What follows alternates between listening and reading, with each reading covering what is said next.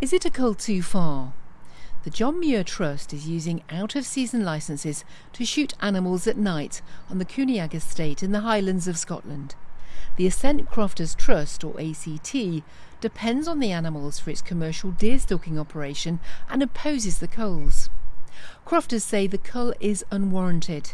They used a Freedom of Information request to find out the details of what is happening near to them. Certainly don't think that the FOI, as it stands at the moment, who gives any justification whatsoever for the wholesale slaughter of deer on Quinag. To me, it highlights the lack of due process. So if you look at that, there's no evidence in there about what the project is. There's no information about trees or where they are, where the seed sources are. There's no record of the communications they had with other people. And the message that comes across to me is, I do a lot of woodland applications for people. And the thing is, the comparison between Scottish Forestry and Nature Scot. So if you're doing a woodland creation project in Scotland, you're expected to put down on a map what it is you're trying to do and where it is. And that allows people to understand, the extent of it. The crofters are so fearful of the impact JMT is having, they're threatening to use Scotland's land reform laws to force the sale of the estate. I cannot believe that we cannot come to some sort of amicable arrangement. The only problem is that I don't think we're being told the whole story. In one of the various documents that I've read recently, JMT have set out how much carbon capture Quinag could make, and if there were no deer and it was covered in trees. And I'm wondering a little bit if this isn't what they're aiming for, to set up a carbon capture and then sell the units to the polluters. One of the impacts of the carbon market on the price of land in Scotland is it's more or less trebled. So it's now become unaffordable for community buyouts because, what was 1 million is now 2 or 3 million.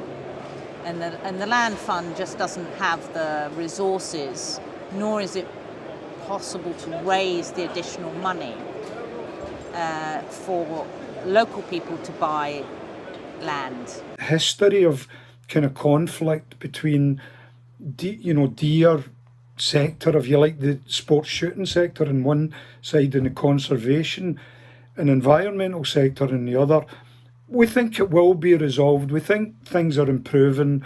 There is more people coming closer together, and I think it will be resolved by change at national level over time, which would allow land to be managed for environmental goals. The tussle between crofters and the conservation industry is escalating. When you see rhetoric like the red needle is 2 minutes to midnight, I'm struggling to be convinced that 130 crofters are driving the entire climate policy of the Scottish Government over the edge. And that alarms me. We'll kill all the deer in Quinag and then you can drive your cars and diesel and petrol cars in Scotland with no impact. That's complete tosh, and it's deliberately misleading people.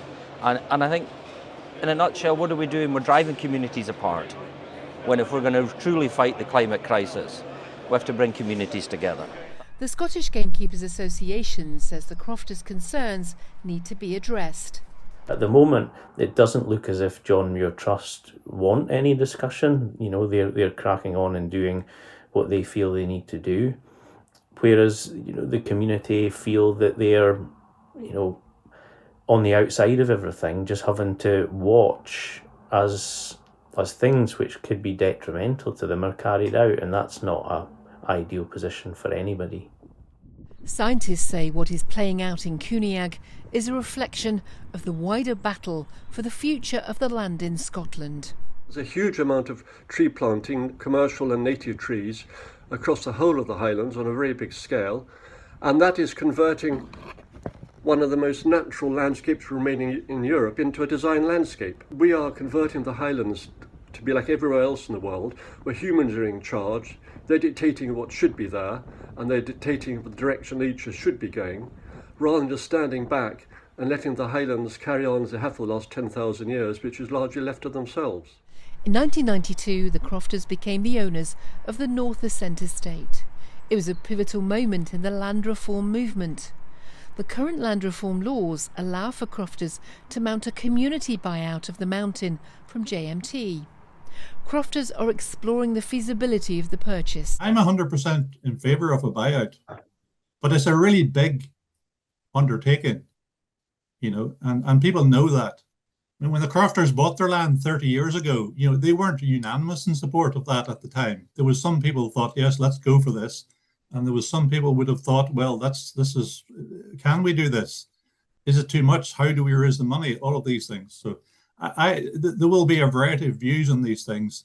I would like to see wider land ownership.